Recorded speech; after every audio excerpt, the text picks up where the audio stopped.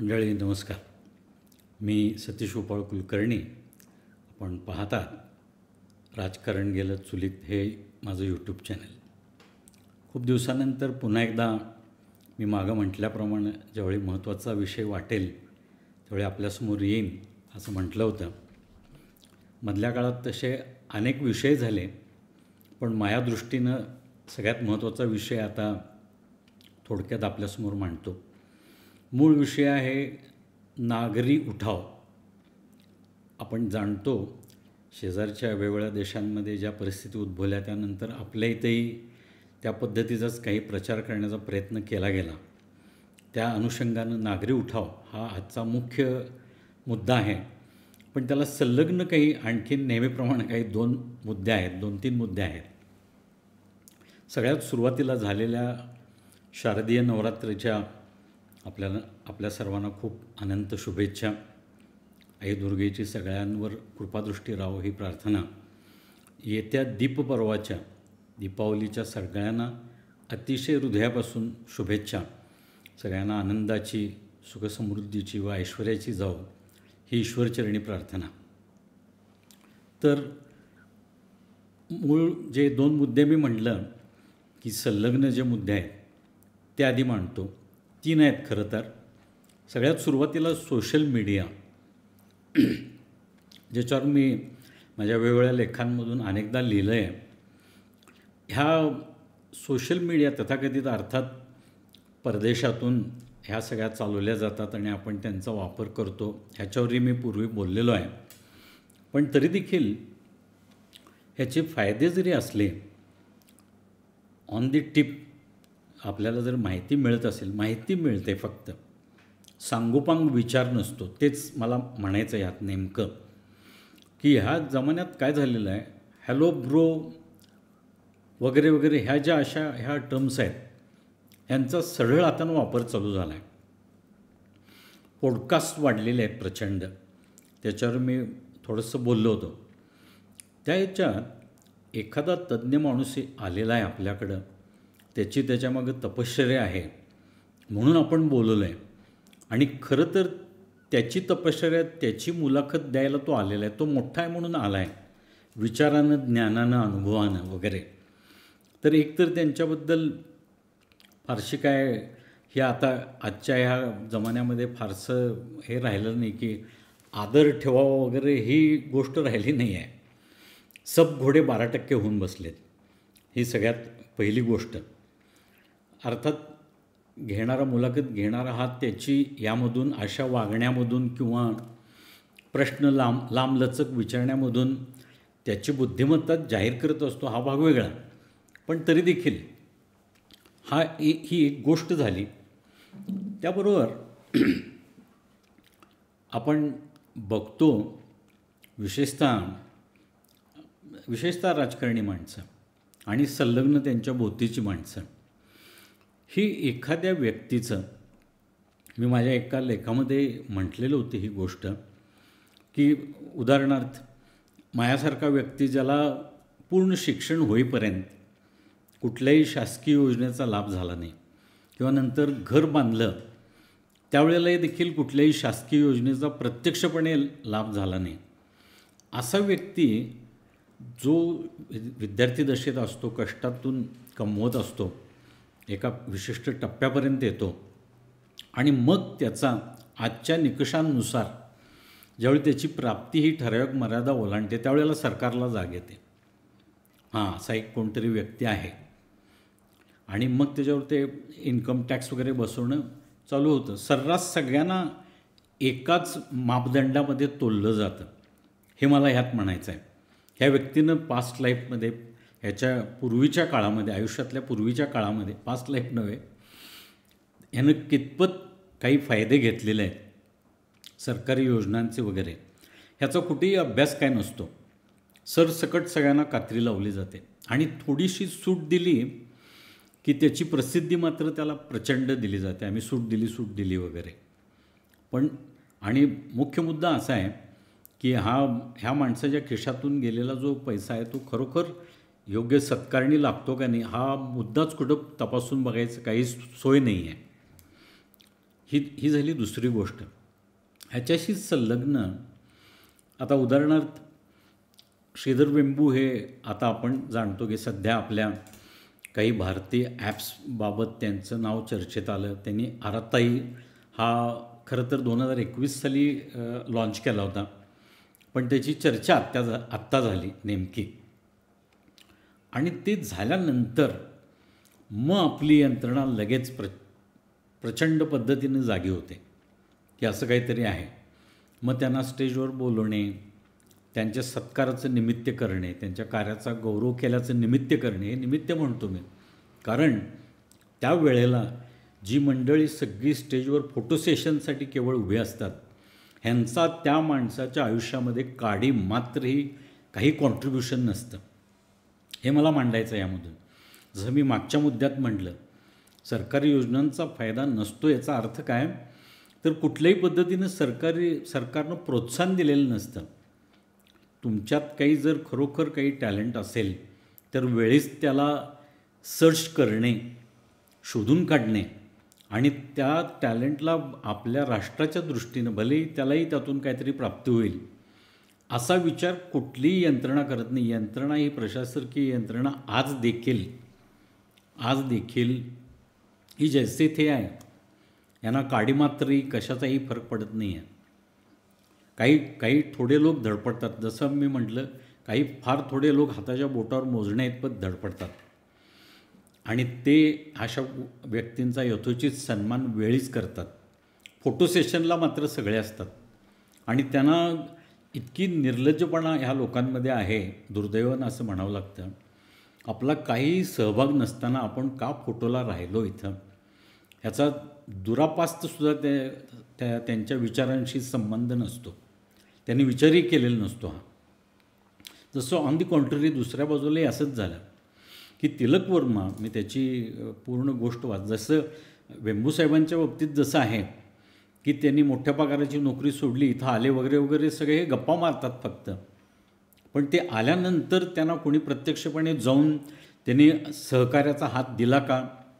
तसंच आत्ता नुकतं आपण जे पाकिस्तान विरुद्ध जी कप जिंकला, एशिया कप जिंकला, त्यामध्ये तिलक वर्माची मी कहाणी पूर्ण मुद्दा म्हणून मी ह्या गोष्टी वाचतो आणि त्या पटदिशी सोशल मीडियावर मिळतात.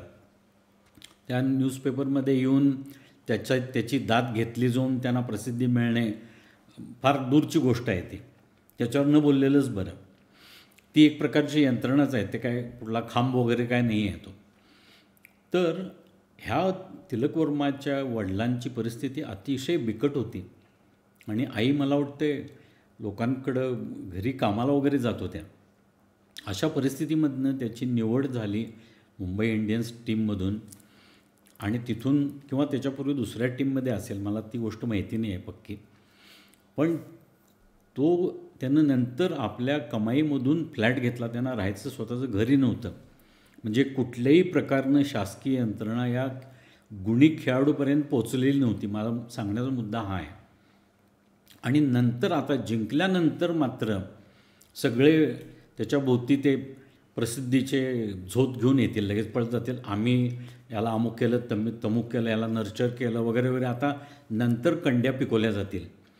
एका बाजूनं आपण पाकच्या कुठल्याही कृतीला त्यांनी खेळात केलेल्या वगैरे, एकतर माझा त्या खेळण्यालाच पूर्ण विरोध होता, त्यावर मी लिहिलेलं देखील होतं, पण अर्थात त्याची फारशी काय कोण दखल घेतात असं नाही, घेतली जातेच असं नाही, ह्याची फारशी कोण दखल घेत असेल असं मला वाटत नाही आणि मला ती अपेक्षाही नाही आहे.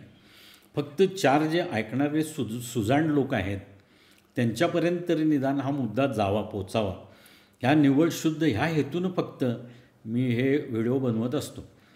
मी पूर्वी सांगितलं, पुन्हा एकदा नमूद करतो इथं. तर त्यानंतर मात्र आता त्याचा उदो चालू झाला आणि त्याला मग मदतीची ओघ वगैरे देतील असे काही खेळाडू, असे काही गुणी माणसं जे वेंबूसाहेबांनी स्वतः सांगितलं, त्यांच्या ऑर्गनायझेशनची फिलॉसॉफी जी सांगितली ती खरं तर ह्या प्रशासकीय यंत्रणेनं ॲडॉप्ट करण्यासारखी आहे आपल्या, की ह्या यंत्रणेमध्ये जे लोक ज्यांच्यामध्ये खेडेगावामध्ये प्रचंड टॅलेंट आहे असं ते स्वतः म्हटले आणि माझाही ठाम विश्वास आहे त्याच्यावर.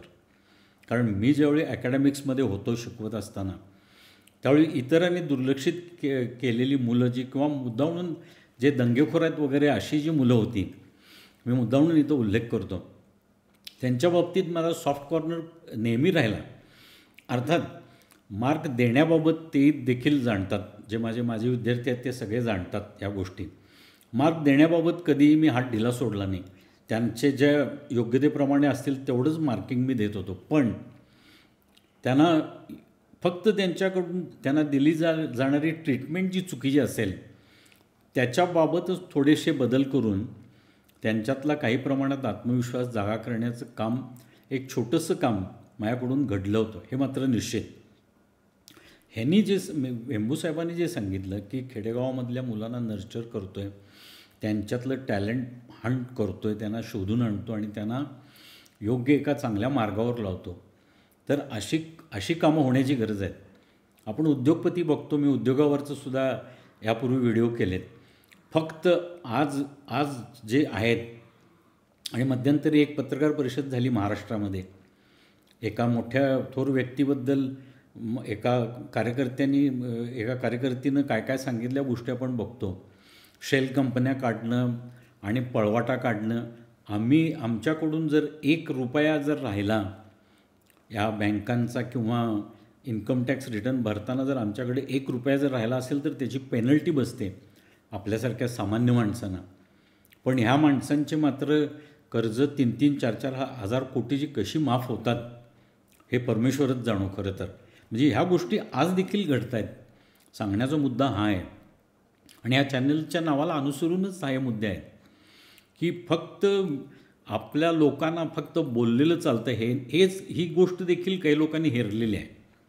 नुसतं तोंडानं खूप चांगलं बोलत राहायचं, अगदी फेकाफेकी करत राहायची थोडक्यात, आणि त्यातून आपल्या पोळ्या भाजून घ्यायच्या. जे मी मागं म्हटलं होतं की जे आपले सैनिक करत आहेत, आपल्या सीमेवर उभे असलेले जे लोक करत आहेत, ते देदीप्यमान गोष्ट आहे ती. आणि आत्ता नुकतीच आत्ता एक सुशांत सिन्हा यांनी एका त्या व्यक्तीचं ते शीख आहेत, ते आपले डिफेन्स रिलेटेड कुठल्या तरी एका खात्यात होते, काश्मीरमध्ये सुद्धा पोस्टेड होते. त्यांचं नाव दुर्दैवानं मी विसरलो. इतक्या दिलखुलास त्यांनी गोष्टी सांगितल्या, आणि तिथलं वातावरण, कल्चर कसं आहे. किंवा मेजर गौरव आर्या हे ज्यांचं मेजॉरिटी राईट किंवा चाणक्य डायलॉग्स वगैरे हे जे फोरम्स आहेत, हे खरोखर ऐकण्यासारखे आहेत, आपण बोध घेण्यासारखे आहेत. कशी सामान्य प्रशासनामध्ये कशी शिस्त असणारी माणसांची आज किती अगदी निकष आपल्याला तातडीनं गरज आहे, निकडीची गरज आहे, हे जाणवतं ह्यामधून. गुणग्राहकता असणारे लोक कसे असले पाहिजेत योग्य ठिकाणी. सध्या ही परिस्थिती नाही आहे, बऱ्याच ठिकाणी नाही आहे, फक्त एका राज्यात आहे. आणि ते मी वारंवार ते इनडायरेक्टली ते सूचित देखील केलेलं आहे. जिथं तोडफोड होऊन जो माणूस बसतो त्याच्या हाताखाली असणारे लोक देखील ते मोराल देऊ शकत नाहीत, तेवढं कॉन्ट्रीब्युशन देऊ शकत नाहीत. कारण त्यांच्या मनामध्ये ही शंका राहते की तुम्ही ह्या पद्धतीनं इथं बसला ह्या पदापर्यंत घेऊन, तेव्हा आम्ही आमचं मोराल कसं ठेवायचं. त्यामुळं जो त्यातलं नेतृत्व करणारा माणूस असतो, हा कशा पद्धतीनं ड्राईव्ह करतो आपल्या एका टीमला, दाखवण्यापुरतं, मुलाखती देण्यापुरतं, उत्तम बोलण्यापुरतं ह्या गोष्टी छान आहेत. एक प्रकारचा तो प्रोपागंडाच आहे. आपण जे पाकिस्तानवर सतत टीका करतो की प्रोपागंडा करणारी मंडळी आहेत किंवा जाहील कौम आहे, अगदी निकृष्ट दर्जाची विचारसरणी असलेले लोक आहेत, फक्त ट्रोलिंग जमतं त्यांना करायला. इथंसुद्धा खंडीभर असे कोट्यवधी लोक इथंही आहेत. आज ते सोशल मीडियाचं जे मी मगाशी म्हटलं तेच, म्हणून मी मागेही सांगितलं होतं या चॅनलचे कॉमेंट्स बंद का ठेवलेत ते. कारण आपली पात्रता काय, आपली विचारसरणी काय, आपलं ज्ञान काय, समोरचा माणूस नेमका मुद्दा सांगतो काय, ह्याच्याकडं बघण्याचं काडी मात्रही कुणी दखल घेत नाही त्या गोष्टीची. आणि माझ्या मताच्या विरुद्ध फक्त हा माणूस बोलतो ना, तर ह्याला हाणून पाडायचं कसं. आणि अगदी त्यासाठी लोअर मोस्ट लेवलला, अगदी खालच्या पातळीवर उतरायला लागलं तरी चालेल अशी मानसिकता असलेले आता लोक आहेत. हा सोशल मीडियाचा झालेला एक तोटा आहे असं म्हणायला हरकत नाही. तर आत्ता मी ह्या आजच्या मूळ मुद्द्याकडे थोडंसं वळतो की उठाव झाले पाहिजेत. हो, मी आत्तापर्यंतचे जेवढे व्हिडिओ केलेत त्या सगळ्या व्हिडिओंचा सारांशच आहे, उठाव झाले पाहिजेत. आपण नेमके एकत्र येऊन आपण ह्या लोकांवर अंकुश नव्हे आपल्या पद्धतीचे निर्णय घ्यायला कसं भाग पाडलं पाहिजे. प्रसिद्धी तुम्ही बाजूला ठेवा, जागोजागी तुमचे फलक जे लावतात, डिजिटल बोर्ड्स वगैरे लावतात, हे बाजूला ठेवा. तुम्ही रस्त्यावर काय काम करता, आज लोकांसाठी तुम्ही किती तुमच्या मनात तळमळ आहे, आणि तुम्ही माघारी कसे आहात आणि तुम्ही लोकांमध्ये कसे दिसता किंवा दाखवता, ही सगळ्यात महत्त्वाची गोष्ट आहे. आणि हे कामावरून कळतं, साधारण तळमळीवरून कळतं.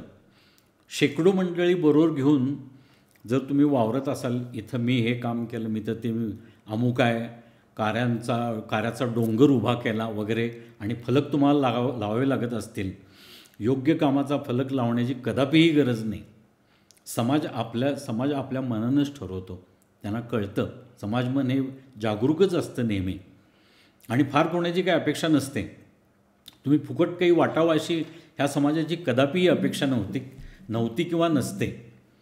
तुम्ही तीच चटक लावता लोकांना, देणग्या देऊन मग फुकटात त्यांच्या खात्यावर जमा करून वगैरे. हे त्यामुळं सगळ्यात मुद्दा हा की सबसिडी किंवा हे अशा जे प्रत्यक्ष खात्यात जमा होणाऱ्या ज्या रकमा आहेत ते बंद झाल्या पाहिजेत. सगळ्यांनी ठामपणाने ह्याच्याविरुद्ध आपण उभं राहिलं पाहिजे, एकमत असलं पाहिजे. कारण स्वाभिमानानं जर राहायचं असेल तर आपल्याला, आता आज आपण पाहतो, पाकिस्तानचं उदाहरण पाहतोच आहे. स्वाभिमान नसलेलं राष्ट्र कुठल्या स्तराला जाऊ शकतं हे आपल्या डोळ्यासमोर आता घडताना दिसतं. आणि सुदैवानं आज आपल्याला व्हिडिओज प्रचंड अवेलेबल आहेत. आपण खरोखर इंटरेस्ट घेतला आणि बघितलं तिथली नेमकी परिस्थिती काय आहे, जनतेच्या नेमकं वाट्याला काय आलेलं आहे तिथं, आणि हे कसे यांनी पूर्ण एका व्यवस्थित एका मानसिकतेमध्ये त्यांना गुंतवून ठेवलं आहे. एक प्रकारची बद्धता करून ठेवलेली आहे, जे एक गुलामी म्हणतो आपण. गुलामी आपण ऐकलेली होती, इंग्रजांच्या काळात गुलामी होती वगैरे, ही गुलामीच आहे एक प्रकारची. सगळ्यात दुसरी गोष्ट, आपलं जे वातावरण आहे, एन्व्हायरमेंट, हे टिकून राहण्यासाठी एखादा रस्ता झाल्यानंतर, आता 2 रस्त्यांचाच विषय निघाला म्हणून मी आणखीन एकदा मुद्दा हा मांडतो. 2 टोल नाक्यांमध्ये किती अंतर आहे, किती रस्ता झाला, त्याचं एक्सपेंडिचर, त्याचं कॉस्टिंग काय होतं, ॲक्च्युअल किती लागलं, एस्टिमेटेड किती होतं आणि ॲक्च्युअल किती लागलं, आणि त्याला आलेला खर्च आणि टोलमधून वसूल होणारी रक्कम आणि किती वर्षाचा स्पॅन, ह्याचा कुठंतरी ताळेबंद घातला गेला पाहिजे. त्याचबरोबर ही दुसरी गोष्ट आहेच, त्याचबरोबर लागणारं मटेरियल हे कुठले तरी डोंगर पोखरून हे सगळे मटेरियल आणलेले आहेत. आपल्या भविष्यकाळामधल्या मुलांसाठी आपण कुठले हे डोंगर, दऱ्या वगैरे किंवा निसर्ग संपदा ही ठेवणार आहोत का नाही, हा सगळ्यात महत्त्वाचा मुद्दा आहे. आपण हा प्रश्न विचारला पाहिजे की तुम्ही अमुक हा रस्ता केला, एकतर तो 6 महिन्यात परत त्याची दुर्दशा झालेली असते, हे आज देखील काय टळत नाही आहे ही गोष्ट. आणि दुसरी गोष्ट कशी आहे, जे मटेरियल जेवढं आलेलं आहे, जेवढी क्वांटिटी आली आहे, ती नेमकी आली कुठून आणि तुम्हाला हे अधिकार दिले कोणी. मटेरियल हे डोंगर फोडून आणायचे, कारण आज जगभरामध्ये आपण बघतो की निसर्ग हा अतिशय एका कोपलेल्या अवस्थेमध्ये, ह्या खेपेचंच उदाहरण आहे की मेच्या साधारण 2ऱ्या आठवड्यात चालू झालेला पाऊस, आज 9 ऑक्टोबर आहे, आज देखील हा पावसाळी वातावरण आहे. पूर्वी आम्ही लहानपणी क्रिकेट मॅच बघताना असं इंग्लंडमध्ये वातावरण असत होतं. इंग्लंडमधल्या मॅचेस म्हणजे आत्ता पावसाळा आहे किंवा आत्ता थंडी आहे वगैरे, असे 2 सीझन असत होते. तशी आता अवस्था आपल्याकडं व्हायला लागली आहे, कारण आपण निसर्ग संपदेचं प्रचंड मोठं नुकसान अंधाधुंदपणे करत चाललेलो आहोत.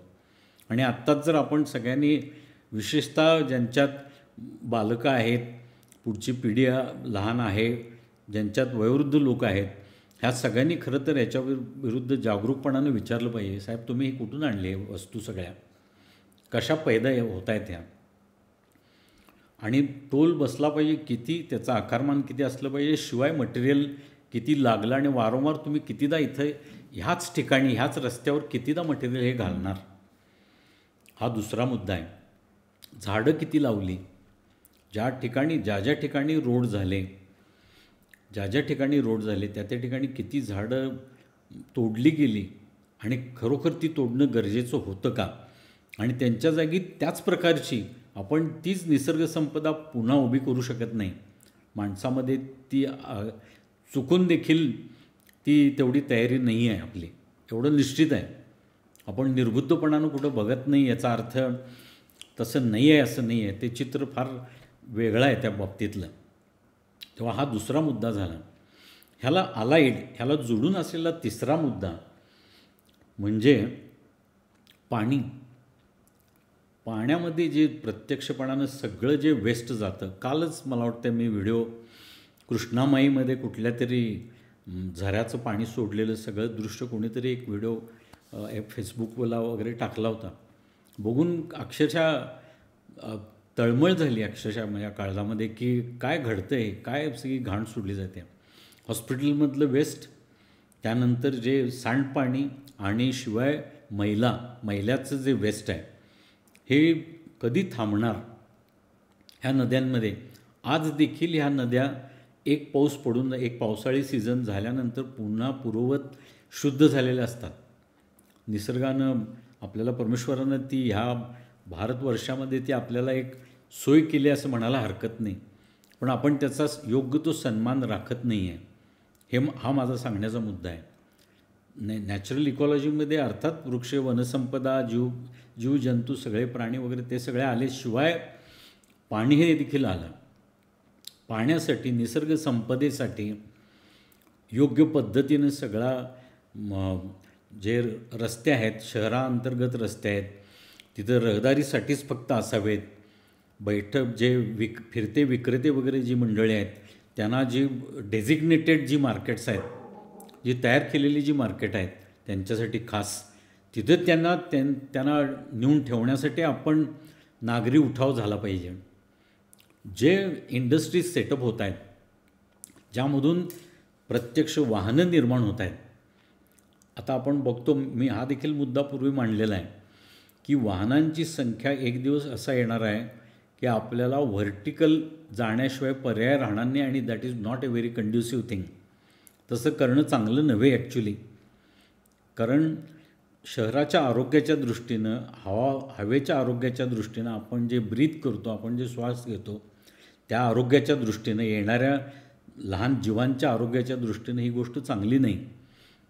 तेव्हा त्या वर्षाला त्या जिल्ह्यामधून किंवा अगदी ग्रामस्तरामधून जेवढी वाहनं डिस्कार्ड झालेली आहेत तेवढ्याच वाहनांचं उत्पादन करायला त्या जिल्हानिहाय पद्धतीनं परवानगी द्यायला पाहिजे. केवळ उद्योग आहे, चाललं आहे म्हणून चालवण्यात अर्थ नाही. कारण तसंही आपण मांस निर्यातीचा उद्योग करतोच आहोत. कत्तलखाने इकडं आपण एका बाजूला नुसते दिखाऊपणानं संस्कृती म्हणून दाखवायचं, वृक्षवल्ले आम्हा सोयरे वगैरे वगैरे म्हणून, आणि देशाचा रेव्हेन्यू 30% हा मांस निर्यातीमधून मिळवायचा आणि तोच पैसा काही मंडळींना सबसिडी म्हणून वाटायचा किंवा मनरेगासारख्या एखाद्या या योजनांवर खर्च करायचा.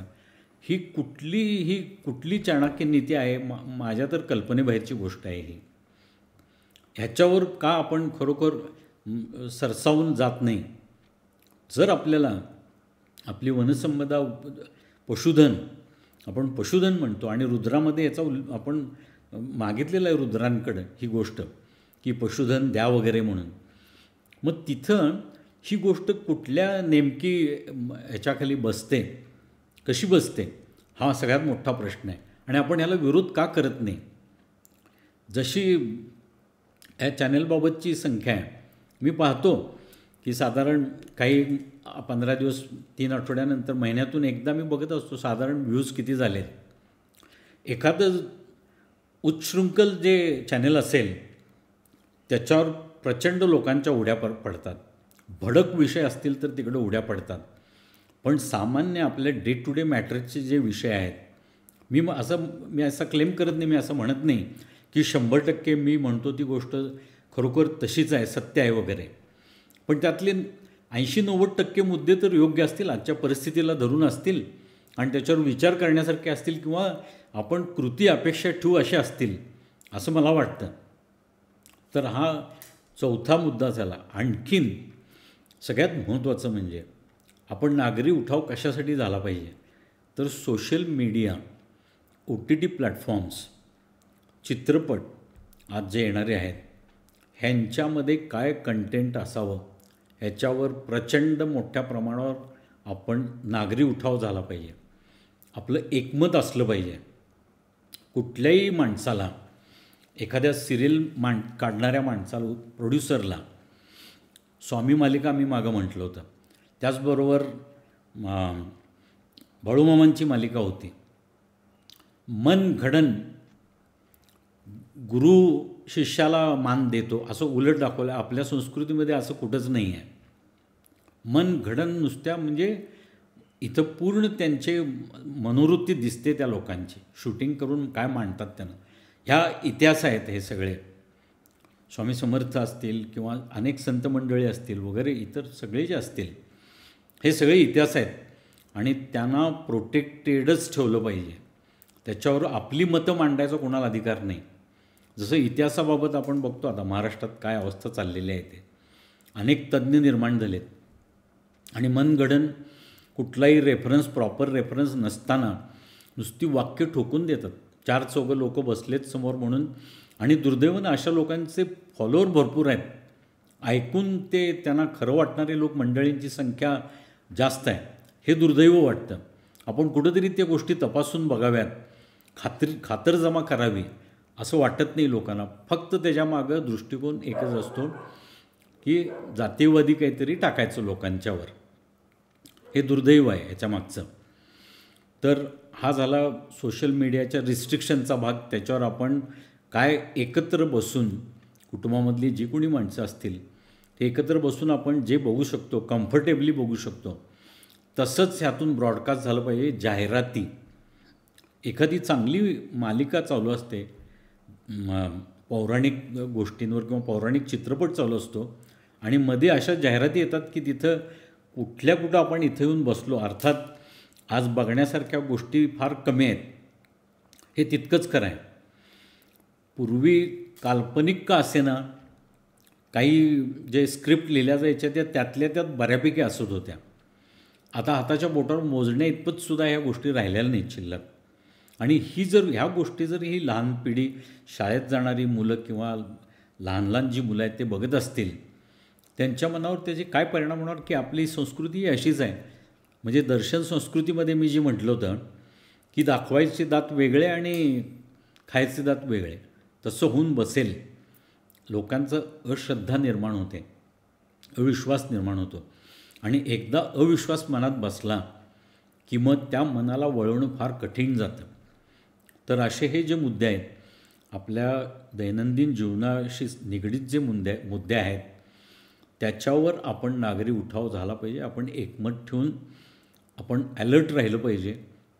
आपल्या देशाचा जर कोणी अपमान करत असेल, पॉलिटिकल पार्टी वगैरे हे बाजूला ठेवू क्षणभर, पण देशाचा, सैनिकांचा, ह्या शिक्षकांचा हा जर अपमान कोणी करत असेल जाणीवपूर्वक आणि इतिहासातल्या किंवा पौराणिक आपण ज्याला म्हणतो त्या तथ्यांशी जर कोणी छेडछाड करत असेल तर त्याच्याविरुद्ध तात्काळ आपण जागं राहिलं पाहिजे.